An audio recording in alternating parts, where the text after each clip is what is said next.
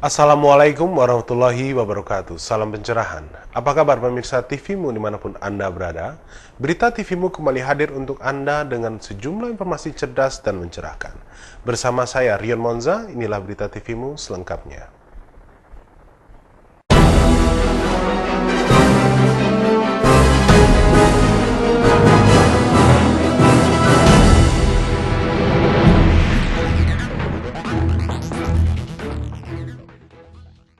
Menanggapi kasus pencatutan nama Presiden dan Wakil Presiden oleh Ketua DPR RI Setia Novanto yang hingga kini terus masih bergulir, Ketua Pimpinan Pusat Muhammadiyah Busro Mokodas yang juga mantan Ketua KPK menilai kasus tersebut belum bisa masuk ke KPK. Kasus pencatutan nama Presiden dan Wakil Presiden yang diduga melibatkan Ketua DPR RI Setia Novanto dan Riza Khalid masih terus berjalan hingga ke Mahkamah Kehormatan Dewan DPR. Kasus ini terkuak saat Menteri ESDM Sudirman Said melaporkan adanya anggota legislatif yang mencatut nama Presiden dan Wakil Presiden ke Mahkamah Kehormatan Dewan terkait perpanjangan kontrak PT Freeport. Ketua Pimpinan Pusat Muhammadiyah Busro Mokodas usai diterima oleh Wakil Presiden Yusuf Kala dalam kunjungannya dengan Ketua Umum dan Ketua lainnya di Istana Wakil Presiden mengatakan, terkait kasus pencatutan nama tersebut, Busro menilai harus menunggu hasil sidang MKD apakah kasus tersebut dapat masuk ranah KPK atau tidak. Oleh karenanya, ia berharap agar MKD dapat melakukan sidang secara terbuka.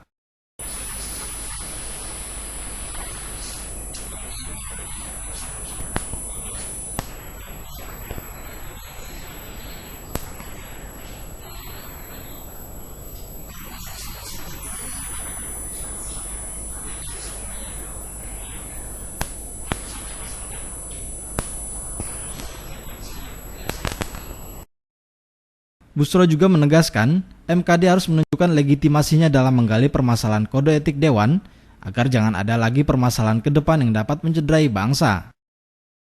Arina Nurrohmah, Yunus Priyonggo memberitakan dari Jakarta. Kontrak PT Freeport Indonesia masih terus bergulir. Mahkamah Kehormatan Dewan selaku pihak yang menggelar sidang diharapkan bisa lebih adil dan fair dalam mengambil keputusan. Dilaporkannya Ketua DPR RI Setia Novanto oleh Menteri ESDM Sudirman Said terkait pencatutan nama Presiden untuk keperluan perpanjangan kontrak PT Freeport membuat Mahkamah Kehormatan Dewan DPR akan menggelar sidang untuk memutuskan kelanjutan dari laporan Sudirman Said. Menurut Ketua MPR RI Zulkifli Hasan, dirinya mengatakan biarkan masalahnya serahkan dan percayakan ke Mahkamah Kehormatan Dewan. Saya kira MKD akan mendengarkan kedua belah pihak apa yang sesungguhnya terjadi. Kalau Freeport itu, ya itu kan nanti 2 tahun sebelum berakhir. Berakhir 2019 lah. Ya dilihat, tetapi kan Freeport harus memberikan keuntungan yang besar kepada Republik ini setelah puluhan tahun mereka berproduksi di sana. Nah kalau soal masalahnya, kita percayakan saja sama MKD. MKD segera akan mendengar kedua belah pihak, ya apa sesungguhnya yang terjadi, agar lebih adil, lebih fair, ya itu nanti serahkan saja sama. Zulkifli menambahkan, sebelum perpanjangan kontrak, PT Freeport seharusnya memberikan keuntungan besar dahulu kepada publik yang telah puluhan tahun bermukim dan berbisnis. Barulah membicarakan kontrak. Isviswari Nilakandi, Asrul Sabtono memberitakan dari Yogyakarta. Ketua Umum Pimpinan Pusat Muhammadiyah Haidar Nasir diterima oleh Wakil Presiden Yusuf Kala di Istana Wakil Presiden. Kunjungan ini guna melaporkan hasil Muktamar Muhammadiyah ke-47 di Makassar beberapa waktu lalu. Wakil Presiden Yusuf Kala menerima kunjungan pimpinan Pusat Muhammadiyah yang diketuai oleh Ketua Umum Pimpinan Pusat Muhammadiyah Haidar Nasir beserta para ketua Muhammadiyah lainnya. Kedatangan para pengurus Pusat Muhammadiyah dan pengurus Aisyah ini dalam rangka audiensi hasil Muktamar Muhammadiyah dan Aisyah yang digelar di Makassar beberapa waktu lalu. Selain itu, berbagai permasalahan bangsa seperti terorisme, paham radikal ISIS dan juga isu-isu terhangat menjadi pembahasan dalam pertemuan yang digelar di Istana Wakil Presiden. Muhammadiyah juga memberikan masukan kepada pemerintah terkait masalah pendidikan serta isu-isu kejahatan anak yang menjadi topik pembicaraan dalam pertemuan ini. Haidar Nasir selaku Ketua Umum Pimpinan Pusat Muhammadiyah menjelaskan Muhammadiyah dan pemerintah menginginkan wajah Indonesia yang damai, toleran dan menjadikan Islam sebagai agama cinta damai. Haidar juga menghimbau agar para elit mampu menjaga marwah dan kehormatan bangsa tanpa harus merendahkan martabat bangsa.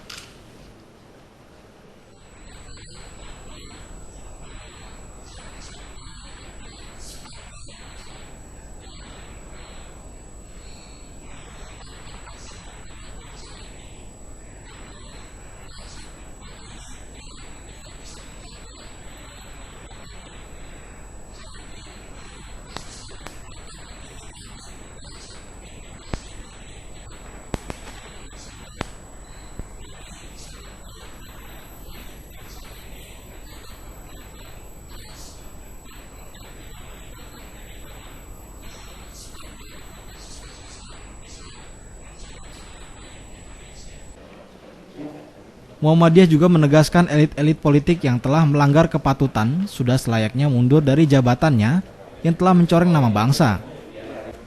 Haidar juga berharap agar DPR RI dapat berbenah diri guna memperbaiki kesalahan. Arina Nurohma, Yunus Priyonggo memberitakan dari Jakarta. Pimpinan Pusat Muhammadiyah dengan Wakil Presiden Yusuf Kala di Istana Wakil Presiden membahas tentang berbagai hal, diantaranya terkait tentang isu terhangat bangsa yang sedang hangat saat ini. Berikut liputan selengkapnya.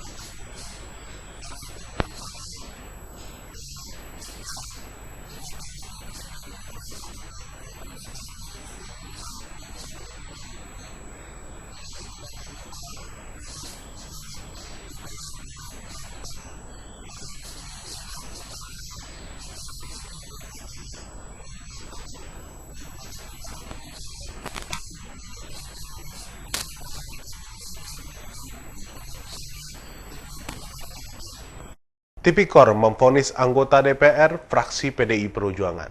Untuk berita selengkapnya setelah jeda berikut ini.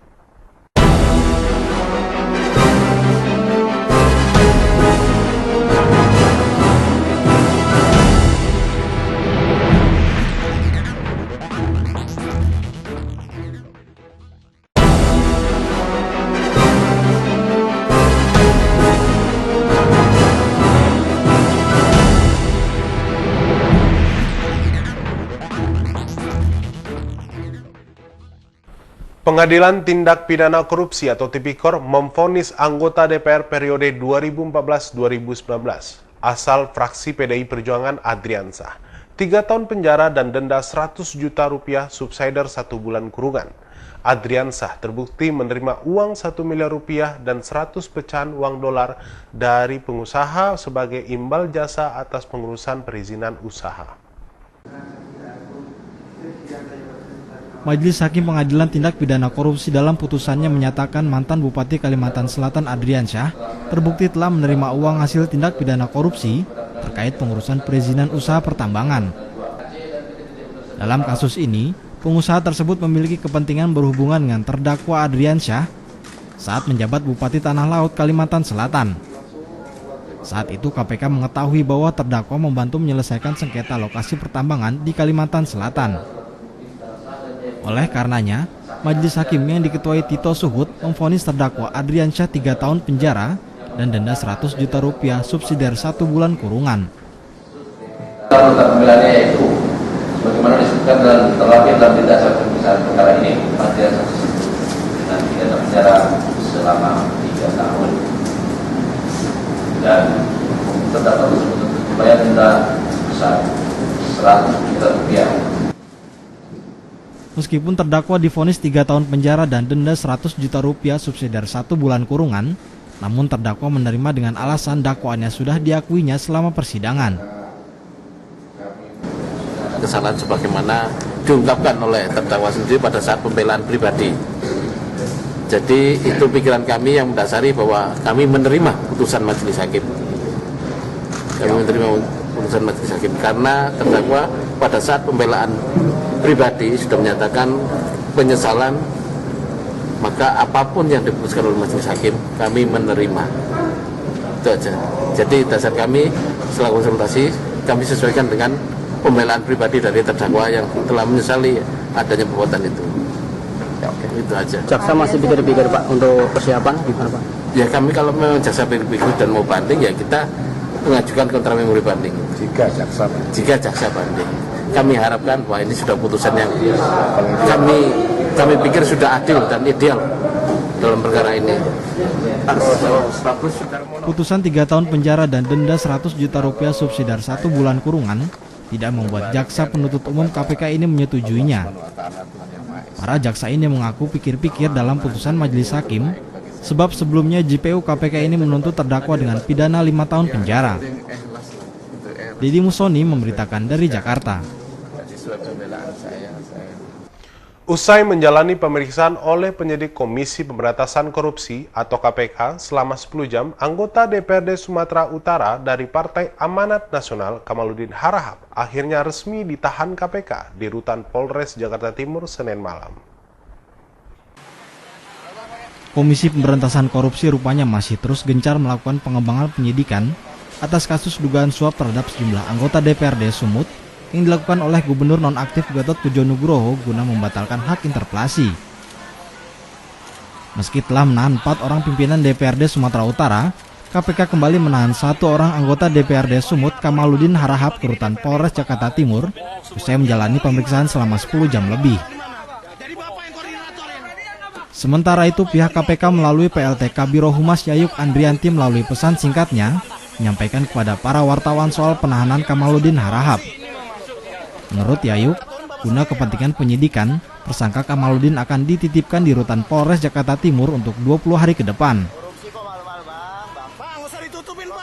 Gatot Pujo-Nugroho disinyalir membagi-bagi uang kepada sejumlah anggota DPRD Sumut guna membatalkan hak interpelasi sehubungan laporan pertanggungjawaban tahun anggaran 2013-2014 serta penyetujuan RAPBD tahun 2015.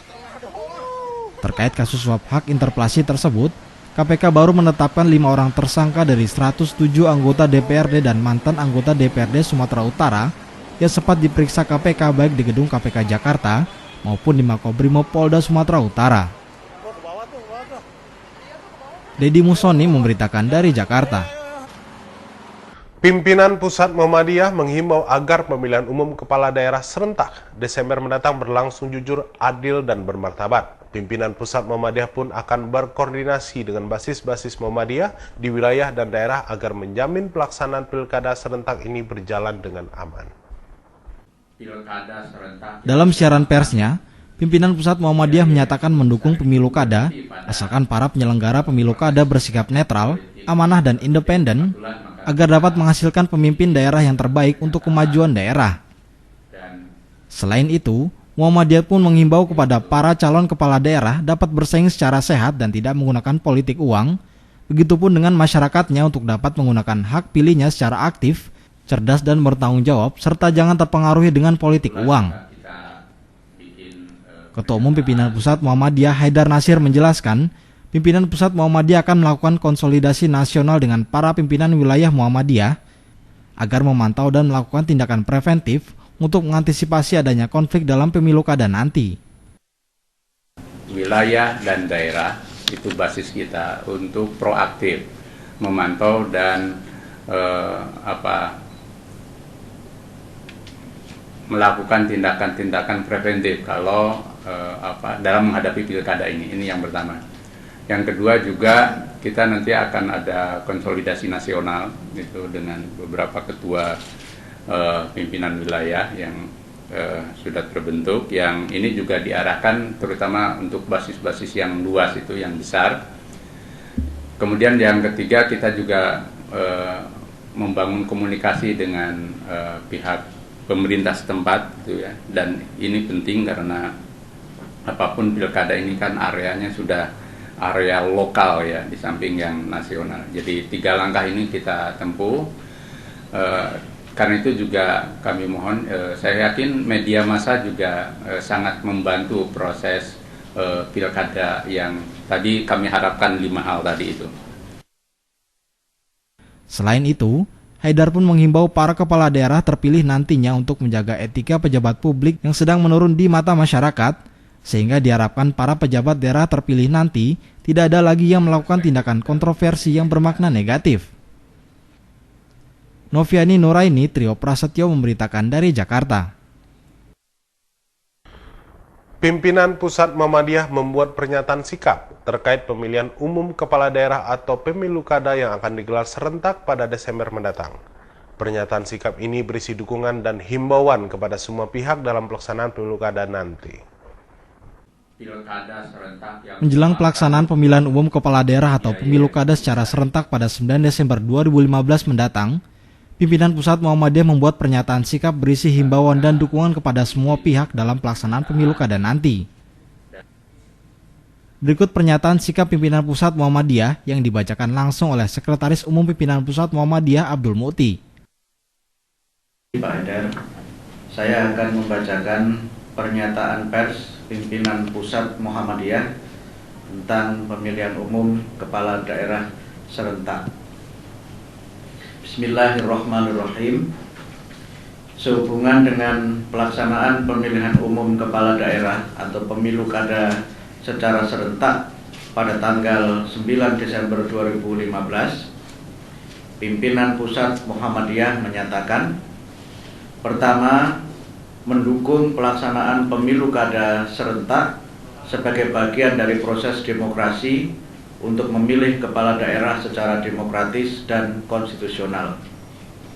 2. Mengharapkan agar penyelenggara pemilu kada dapat menjamin pelaksanaan pemilu kada yang tepat waktu, aman, dan lancar. Para penyelenggara pemilu kada hendaknya berlaku netral, amanah, objektif, adil, transparan, dan independen, sehingga menghasilkan pemimpin daerah yang terbaik untuk kemajuan masyarakat, bangsa, dan negara. 3. Mengharapkan para aparatur keamanan dan pemerintah daerah agar menjaga netralitas, keamanan, dan ketertiban. 4. Kepada para calon kepala daerah agar senantiasa bersaing secara sehat, tidak menggunakan politik uang, tidak memaksakan kehendak, tidak memecah belah persatuan bangsa, serta bersikap kesatria, siap menang dan siap kalah. Selama kampanye hendaknya mengedepankan sosialisasi program secara edukatif, santun, tidak menebarkan kebencian kepada pihak lain, baik secara lisan ataupun perbuatan, serta menjaga kebersihan lingkungan.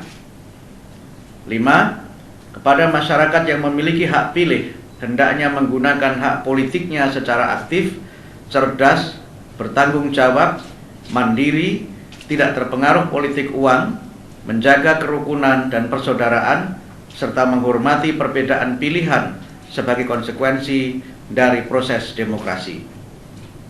6. Sebagai bagian dari bangsa Indonesia, warga Muhammadiyah hendaknya menggunakan hak politiknya secara cerdas, arif, bertanggung jawab, dan mandiri, serta dapat menjadi teladan bagi masyarakat.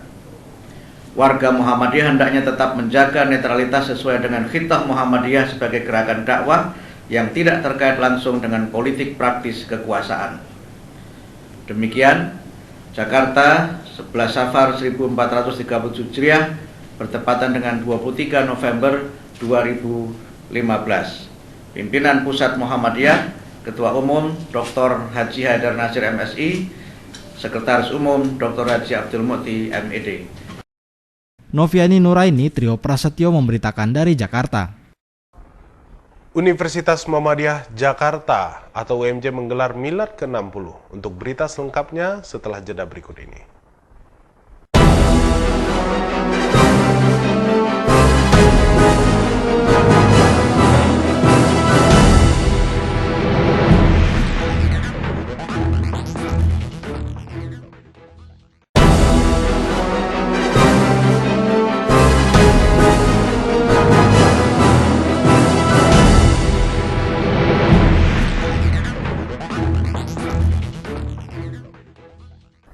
Pemirsa, terima kasih masih bersama kami.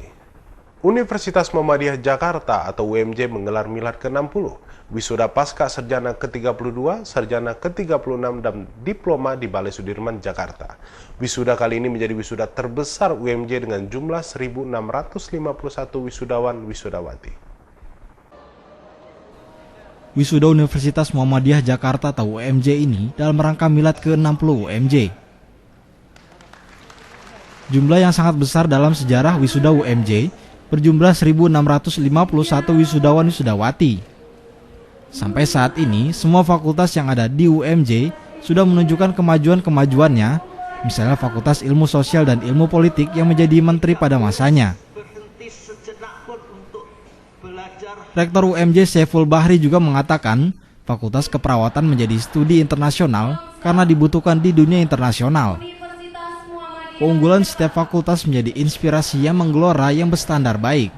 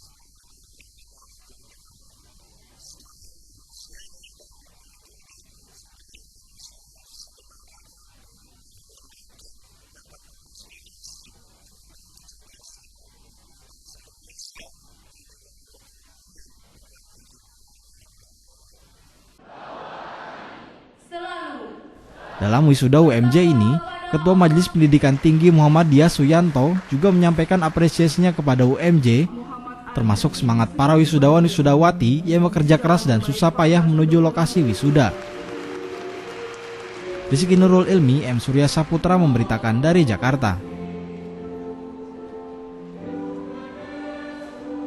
Indonesia harus siap menghadapi masyarakat ekonomi ASEAN dari berbagai lini. Universitas Muhammadiyah Jakarta juga sudah siap berkompetisi menghadapi MIA dengan melakukan pertukaran antar pelajar.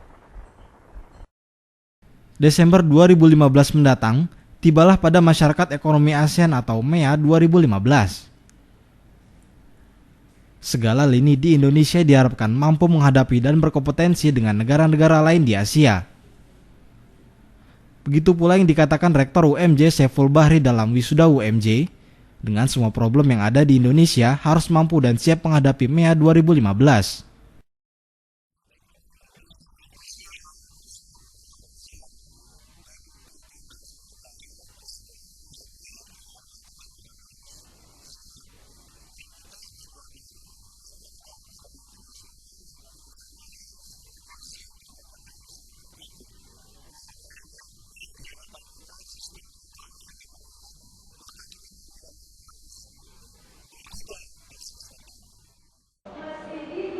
Dalam hal ini juga UMJ turut berkontribusi dan berkompetensi dengan melakukan kerjasama dengan universitas-universitas luar negeri sehingga melahirkan pelajar-pelajar unggul yang mencerdaskan bangsa. Rizky Nurul Ilmi, M. Surya Saputra memberitakan dari Jakarta. Aliansi Perubahan Undang-Undang Nomor 24 Tahun 2007 mendorong pemerintah untuk membuat Dewan Penanggulangan Bencana. Beberapa organisasi akan terlibat di dalamnya, termasuk Muhammadiyah Disaster Management Center atau MDMC Muhammadiyah. belajar dari pengalaman bencana asap yang terjadi akibat kebakaran hutan dan lahan yang terjadi di sejumlah daerah, menunjukkan kurangnya koordinasi dari berbagai pihak dalam menghadapi bencana. Selama ini, payung hukum yang digunakan adalah Undang-Undang Nomor 24 Tahun 2007 dan rasanya perlu ada revisi terhadap beberapa pasal dalam undang-undang tersebut.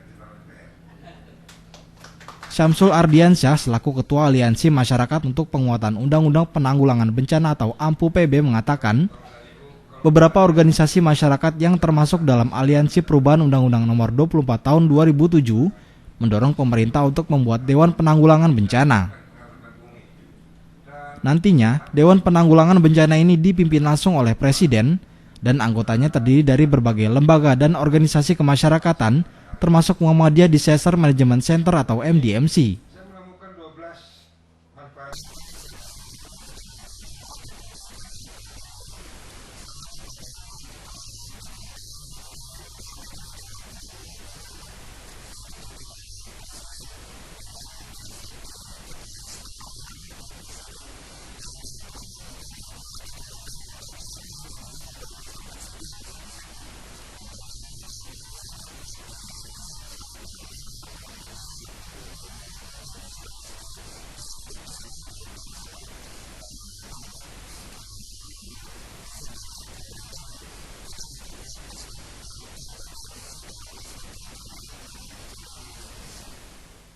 Selain itu, Aliansi Perubahan Undang-Undang Nomor 24 Tahun 2007 ini pun akan mendorong pemerintah untuk melakukan revisi Undang-Undang Nomor 24 Tahun 2007 seperti dalam hal penentuan status bencana, masalah lembaga-lembaga yang seharusnya terlibat, masalah anggaran penanggulangan bencana, dan juga masalah partisipasi masyarakat dalam menghadapi bencana.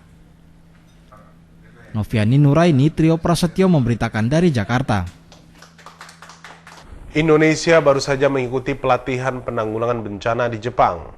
Belajar dari cara Jepang dalam menghadapi bencana, pemerintah berencana melakukan MOU dengan beberapa badan usaha untuk melaksanakan sosialisasi antisipasi menghadapi bencana kepada masyarakat.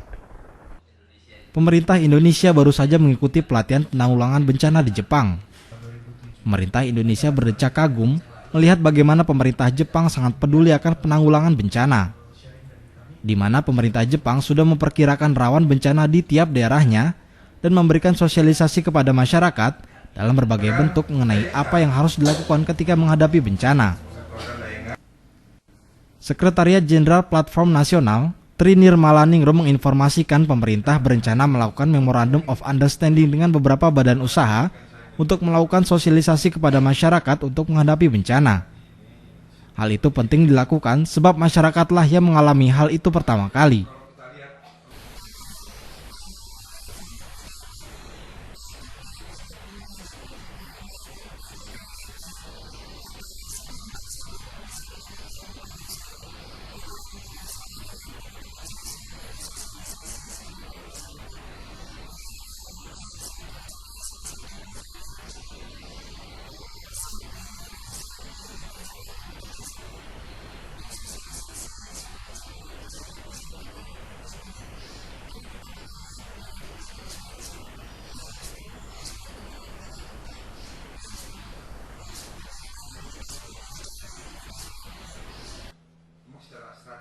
Selain itu, ia pun berharap pemerintah Indonesia dapat mencontoh pemerintah Jepang yang sangat peduli akan bencana dengan mempersiapkan struktur, kelembagaan, bangunan dan tata kotanya untuk siap menghadapi bencana. Dan seharusnya pemerintah Indonesia sudah mulai menyiapkan sedini mungkin karena Jepang pun berpikir anggaran yang disiapkan untuk mengantisipasi bencana dapat meminimalisir kerugian yang dialami ketika bencana itu benar-benar datang. Noviani Nuraini, Trio Prasetyo memberitakan dari Jakarta. Pemirsa, informasi tadi sekaligus menutup jumpa kita kali ini. Saksikan terus Berita TV-mu, saya Rion Monza dan seluruh kru yang bertugas pamit undur diri dari hadapan Anda. Sampai jumpa, salam pencerahan dan Assalamualaikum warahmatullahi wabarakatuh.